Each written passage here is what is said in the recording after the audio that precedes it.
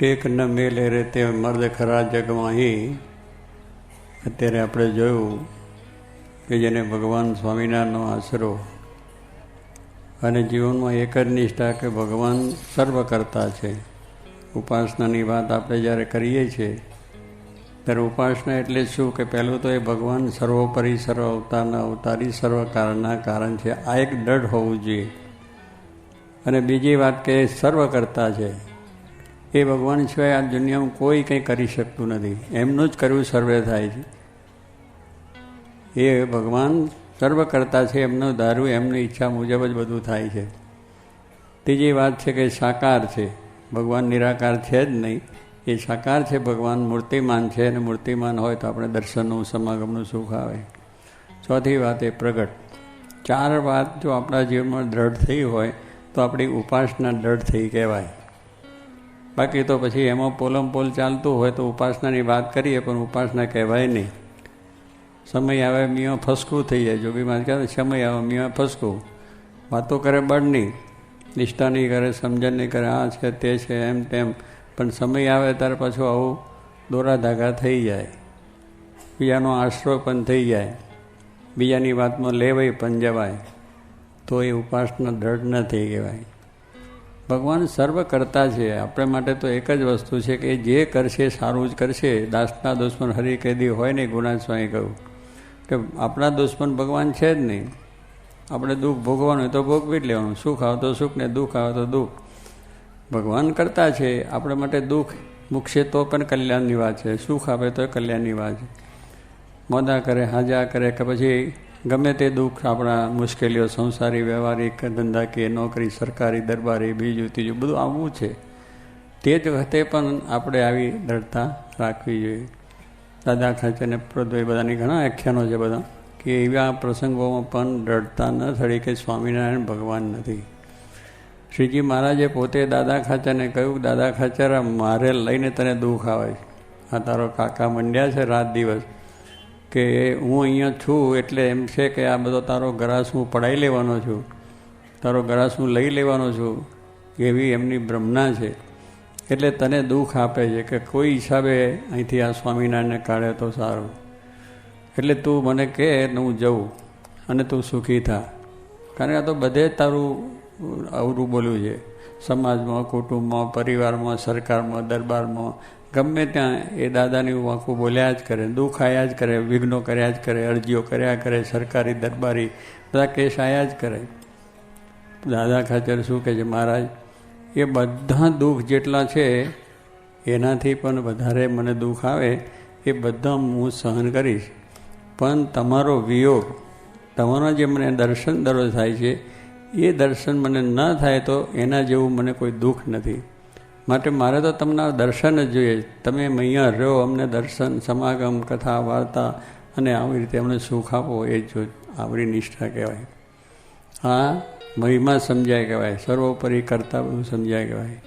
પણ થોડી બાબતની અંદર આપણે જરા પાછું થઈ જાય, કંઈક આપણને અહીંયા આવ્યા હોય ને ના થયું તો આંખું પડી જાય. આંખું શું પડે છે, સમાજમાં રહીએ છીએ તો આપણે કેટલું દુઃખ, લોકોના બધી અપમાનો સહન કરવા પડે.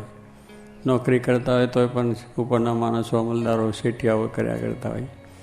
ઘર જ છે પૈસાની, નોકરીની, તો આપણે સહન કરીએ છીએ અને આપણને એ રીતે બધું ભોગવવું પણ પડે. તો પછી એક સત્સંગમાં આવીને થોડુંક કદાચ આવું કોઈ બોલી ગયા, કહી ગયા, વળી ગયા એટલે સત્સંગ કંઈ મૂકી દેવાનું. ભગવાન સ્વામિનારાયણ છે, મનમાં જરાય દુઃખના અભાવ ના થવો, અરુચિ ના થવો, સત્સંગ મુકાય પણ નહીં. એટલે આવા ઘણા બધા પ્રસંગોની અંદર આપણું મન ડગી જાય છે, એ હકીકત છે. પણ આ ઉપાસનાની વાત બહુ મોટી વસ્તુ છે. આપણે ઉપાસના શબ્દ કહીએ છીએ, પણ આ ચાર વાતની જો દ્રઢતા ખરેખર હોય એ માણસ ગમે ત્યાં એને કોઈ વાંધો ના આવે. અને એવા ભક્ત થયા છે. શિર સાટાની વાતો છે, દાદા ખાચરની વાત કરી બધાની છે. તો કહેવાનું શું છે કે એવા પ્રસંગો બન્યા છે એમના જીવનની અંદર. મહારાજે પણ કહ્યું કે થોડો કોઈ પરચો દેનાર હોય ને તોય મન ફરી જાય. હમણાં કોઈ પણ આવીને કે ભાઈ આજે છે તમારે જરા આટલું બધું આ મૂકી દો ને કરો તો કરો, તો એક પરચાની અંદર લેવાઈ જાય કે સ્વામિનારાયણ ભગવાનના તો દર્શન કર્યા, સમાગમ કર્યા, જોગી મહારાજના ખૂબ થાપા ખાધા, ખૂબ સારી રીતે સમાગમ કર્યો, સેવાઓ કરી, બીજું ત્રીજું કર્યું, પણ કોઈ દાડો પ્રત્યક્ષ આવીને દર્શન તો દીધા જ નથી. આવું પણ મનમાં થઈ જાય, ભાઈ દરરોજ પ્રત્યક્ષ દર્શન દે છે. અને સ્વપ્નમાં આવે તો સ્વપ્નમાં આવે તો બધા 25 જણને કહે મને સ્વામી આ સ્વપ્નમાં એને બહાર ગયા. પણ સ્વામી પ્રત્યક્ષ ફરે છે, દરરોજ દર્શન આપે છે, એનું કંઈ ખબર પડે છે કોઈને? પછી પેલું આમાં થાય ને આમાં ના થાય. અને બીજા કોઈક વાત કરતા થયા, બરાબર ખરી વાત છે. અને પેલો કંઈ ફલાણા જો પરોક્ષનું ભજન કરે છે અને ભગવાને કૃષ્ણે રામ દીધા, રણછોડજીએ દર્શન દીધા, ફલાણાએ દર્શન દીધા. और મોટા સ્વામી રણછોડજીના દર્શન કર્યા કે સ્વામિનારાયણમાં જાય ને સાસરીમાં ભાઈ તો મોક્ષ છે. જો ભાઈ દેવો બધા અહીંયા મોકલે છે ને આપણે પાછા બીજાને ચોંટીએ, એટલે એમાં ફાયદો શું થાય? એમાં ફાયદો શું ચોરો? એક નિષ્ઠા એટલે એક વસ્તુ એટલે એક જ. એને પકડ્યું એ પકડ્યું, પછી સુખ આવે તો સુખ ને દુઃખ આવે તો દુઃખ, ગમે તે થાય.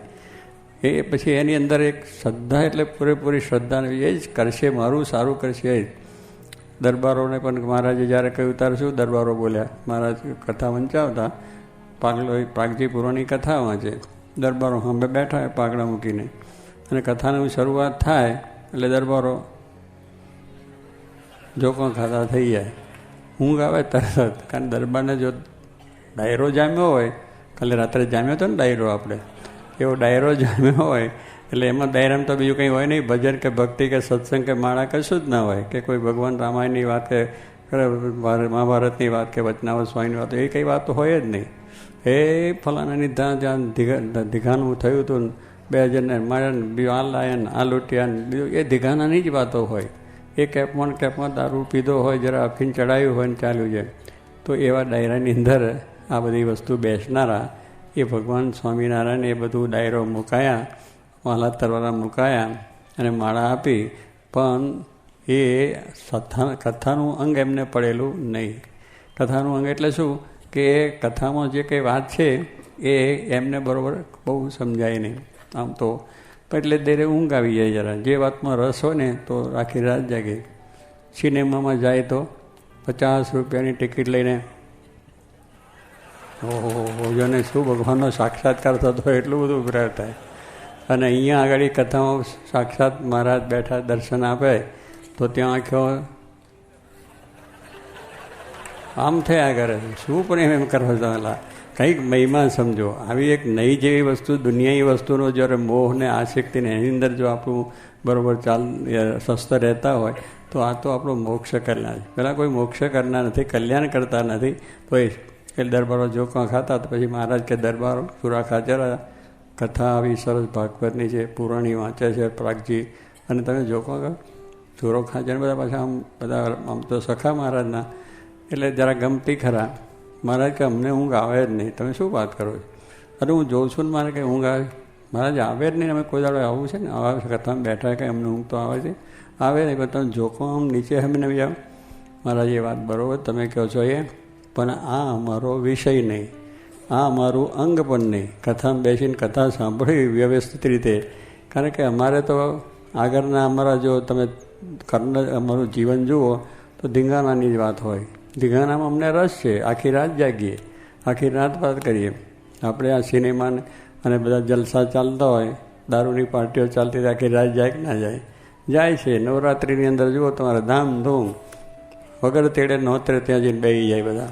ટિકિટો ખર્ચીને જાય, ટિકિટ ખર્ચીને પાછા જાય, પણ જોવાનું પામવાનું કાંઈ નહીં, ફાંકીને ફૂકડો ભરવાનું કાંઈ નહીં એની અંદર. આપણે સમજીએ છીએ, જાણીએ છીએ, તો પણ નવરાત્રિમાં વાત કરવી જ પડે.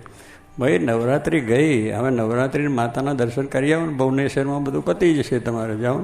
પણ પહેલાં નવકામાં જેને ભુવનેશ્વરી પડી નથી ને કારકાની પડી નથી ને બહુચરાની પડી નથી ને કોઈને નથી, બહુચરાજીનો કૂકડો ખાઈ જાય છે અને પછી બહુચરાજીને માની કરે છે. એટલે આ બધી તખણની અંદર આપણે એક નિષ્ઠા કે એમાં આપણી આસ્થા બેસવી ન જોઈએ. વાત સાચી હોય સાચી, માતા છે માતાના દર્શન કરો, એને પગે લાગો, એનો કંઈ વાંધો નથી. પણ એનો તિખડ કરીને દારૂ પીને દજલસાને પછી કરવું એ કંઈ આપણી એ વસ્તુ નથી. એટલે આપણી નિષ્ઠા કે અમારો વિષય નથી, અમારે તો આવા ધીઘાણાની વાતો તો સમય પૂરો થઈ જાય અમારો. મારે કે વાત સાચી.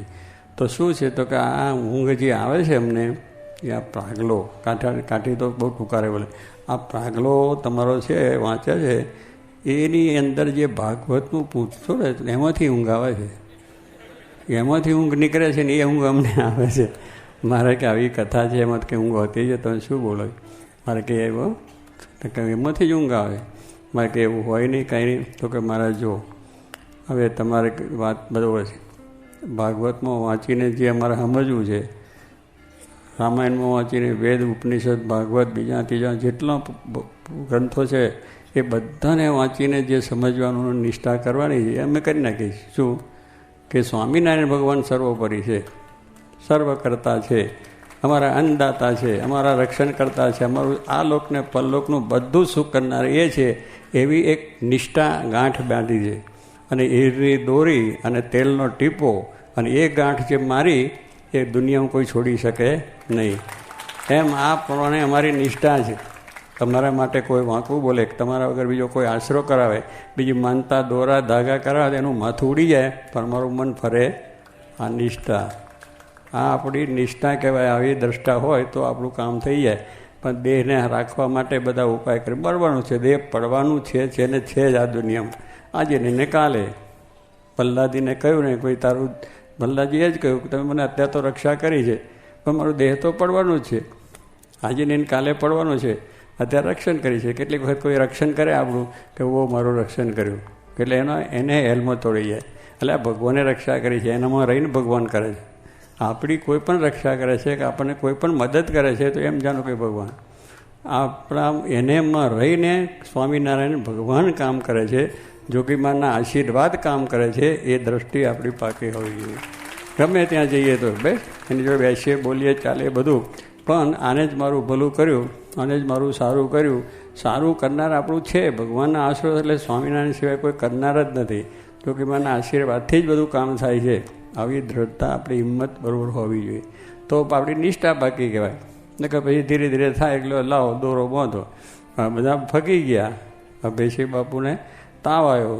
તાવ છે તો તાવમાં તો એમાં શું 2 દાડા 5 દાડા ચાલે ને. અને અભયસિંહ બાપુ તો નિષ્ઠા કેવી હતી, મારે તાવમાં ભલે દેહ પડી જાય પણ મારે ખડ ખાવું નથી. જો તો કહેવાનું શું છે, એનો તાવે ઉતરી ગયો, પછી બેઠાય થઈ ગયા, નહીં ફોટાય લઈ ગયા, પછી આમ ચાલ્યા ગયા બધા.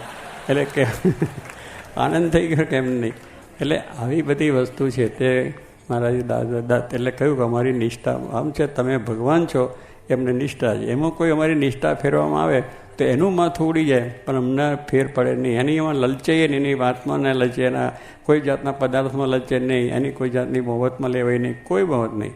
તો એ વસ્તુ છે કે આ સંસ્થા, તો એમ મહારાજે કહ્યું પકારિયાનીમાં કે પરચા દેનારા હોય તેને પણ છે, આવીને તાંબાને સોનું કરનારા પણ હોય. લલચાય કે ના લલચાય? તાંબામાંથી સોનું કરે તો આપણું મન લલચાઈ જાય કે સારું આ તાંબામાંથી સોનું થાય તો આપણે ઘરે આવે તો જિંદગી છોકરાને 71 પેઢીਆਂ સુધી કામ આવે, કરાયેલું બધું થાય, ઓસરી હોતું ઘર જાય. કારણ કે એ જે ત્યાં આવ્યો એ કંઈ આપણો સારું કરવા આવ્યો નથી, પૈસા લેવા આવ્યો. પણ આપણી બુદ્ધિ ફરી જાય તે ઘડીએ, આપણી બુદ્ધિ એ ફરી જાય. 100ની નોટોનીમાંથી હજારોની નોટો કરી આપે એવાય પર પરચા કરનાર. પણ એને ખબર નથી કે આ તારી સાચી લઈ જાય છે ને ખોટી તને આપી જાય, તેનું કામ જ નથી આવ્યું. આવું જાણીએ, સમજીએ, બધા વાંચીએ, બધા જાણીએ છીએ આવું બધું ગરબડ ચાલે એ જાણે, તોય પાછો પરચામાં કરી જાય કે ના મારો પરચો ખરો. બધી આમથી આમ રાગ કાઢે છે ને આમ બધી ચેઇન કાઢે છે ને ફલાણું કરે છે ને અમારા ઓલા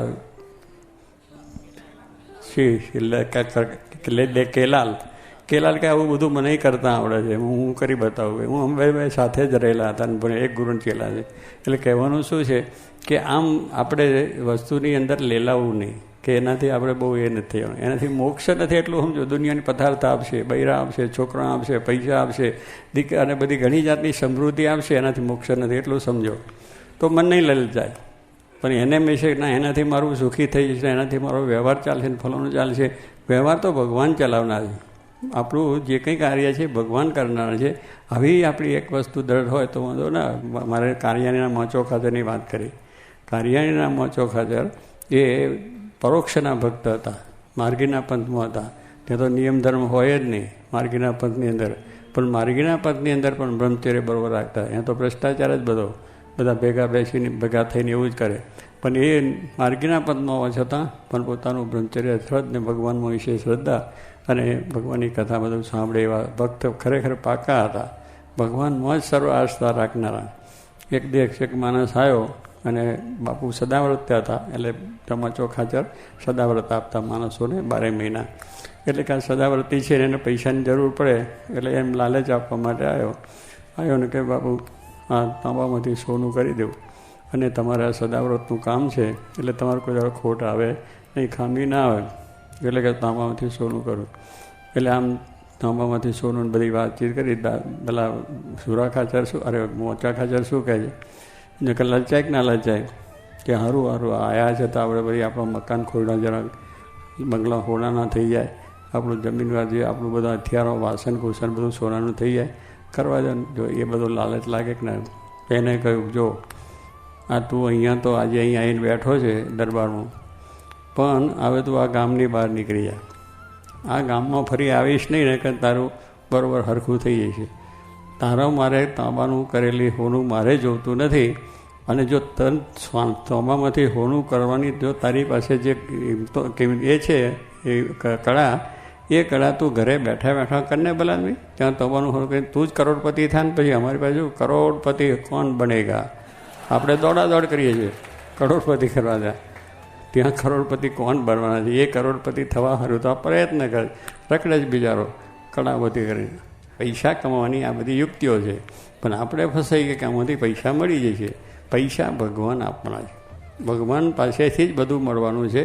અને નહીં તમે તમારા નસીબમાં નહીં હોય તો તમે લાખો ઉપાય કરો તો નહીં મળશે, એ પણ સમજી રાખો. આપનારી છે, છોકરા સારું દોડવાની જરૂર નથી. ભગવાનની ઈચ્છા હોય તો થાય, ના થાય તો મારાને ઈચ્છા. આપણે બધું છે જ, બધા છોકરા આપણા છે માની લેવા. અમારા બહુભાઈ કોઠારી હતા, એમને કોઈ દીકરો બીકરો કંઈ નહોતો, મોટી અવસ્થાને બધું. બધા પૂછે કે બહુભાઈ તમારા? કે મારે 2 દીકરા છે. એ કંઈ નહીં દીકરો, હા, પણ 2 ક્યાં છે? અમેરિકા કમાય છે. અમેરિકા કમાવા માટે ગયા છે. તો કેમ? તો કે ત્યાં કમાય છે છોકરા, હું અહીં રાજી છું, બીજું શું છે? આપણા છોકરાઓ અમેરિકા જઈને કમાય છે કે નહીં? છે આપણી જોડે. પણ આપણે કેવું મનાય છે કે મારા દીકરા, બસ એટલું જ. છોકરો આવીને કંઈ સેવા કરે નહીં, તમને કોઈ દાડો ખબર પૂછે નહીં, તમારી કોઈ અંતર થાય નહીં, એટલે એવું જ માનવાનું છે ને એ છોકરા આપણા રહ્યા છે જ નહીં. આપણા છે છતાં નથી. અરે આવી રીતે જો રહે સુખ્યા રહેવાય કે ના રહે? બધા છોકરા મારા જ છે કે ચાલો બધું જ મારું. હવે ડૉક્ટર સ્વામી કહે છે કે આપણે મોટર રાખવાની નહીં, પૈસા ખર્ચવા નહીં, પેટ્રોલ નાખવું નહીં, ડ્રાઈવર રાખવો નહીં, રિપેરિંગ કરવું નહીં, કંઈ નહીં. આ બધી મોટરો ચાલે આપણી. જેમાં જે મોટરમાં બેસવું હોય બેસવું, જરાય ઉજાગરો નહીં, બેઠા ને ઉતરી ગયા. બધી પંચાયત કરે પંડ્યા જેવા બધા, જેની મોટરો હોય બધા. આપણે એની મોટરમાં બેસી લેવા. બંગલા છે આટલા સરસ છે એ જોઈ લેવાનું. ડૉક્ટરને કે બંગલા આપણા છે કે નહીં? માન્યતા જ કરવાની છે. આ બંગલો છે એ નથી રહેવાનું, મકાન છે ઝૂંપડું છે એ નથી રહેવાનું, એ આપણું માન્યું છે તોય નથી રહેવાનું, પણ રહીએ છીએ એટલે છે કે મારું છે. તો પછી આ બધું જ આપણું છે. જ્યારે જરૂર તાર ત્યાં જઈને બેસો, ત્યાં જઈને જરા બેસી આવો, માલી આવો. બગીચો મોટો છે એમાં જઈને બેહો. પણ કહેવાનું શું છે કે બધું જ આપણું છે, માટે એ સુખ લઈ લઈએ તો વાંધો ના આવે. પણ એને જો બધું આ કરવા જઈએ એનાથી ઉપાધિ થાય છે. તો એ વસ્તુ આપણે છે કે મહારાજ સર્વ કરતા છે, એ સુખ એના થકી છે, એ સુખ આપવાના છે. એવી દ્રઢ નિષ્ઠા એ બરાબર આપણી હોવી જોઈએ. સર્વોપરી સર્વતાના અવતારી છે, બીજે ક્યાંય માથું નમે નહીં. તો એવી વસ્તુની અંદર આપણે સમજવાનું છે કે આપણી નિષ્ઠા સમજણ શું કહેવાય. આટલી બધી વાતોથી તો આવું આજે બળ ભગવાન સર્વને આપે, નિષ્ઠાનું સમજણનું. આ તો એક દાખલો આપણે જોયો છે, પણ એ બધાએ કરવાનો છે. બધાએ છે. આ મરણ્ય ઉપાય છે. આ મરણ્ય ઉપાયો કહેવાય કે જે વખતે જીવ જતો હોય તે ગમે એટલા માણસો કહે તો જીવવાની આશા કોઈથી મુકાતી નથી. આ દુનિયાની આસક્તિ મુકાતી નથી, પૈસાની, બૈરાણી, છોકરાની, બીજું ત્રીજું, એમ જીવવાની પણ એક મોટી આસક્તિ છે. એવું વધારે જીવો તો સારું. એટલે જેટલા આવે એટલા બધા ભૂવા આવે, બધા ગુરુ કરી નાખે. જેટલા આવે એની માનતાઓ કરે, પથ્થર એટલા દેવ કરે, દીકરા સારું કરે, પૈસા સારું કરે. કોઈ સારું પૈસો ખર્ચવાનો નથી, કોઈની માળા બીજી બધાને પગે લાગવાનું, નમસ્કાર કરવાના, અને એ એમની રીતે એમનું જે થતું હોય બરાબર છે, એમાં આપણે કંઈ વાંધો નથી, અડચણ નથી, એની ટીકા ટિપ્પણ નથી. પણ આપણે સ્વામિનારાયણ વિશેની ભક્તિ છે એ દ્રઢ અને પાકી રહેવી જોઈએ કે જેથી કરીને આપણો પ્રેમનો રાજીપો છે ને વિશેષ રાજીપો થાય એવું બળ સર્વને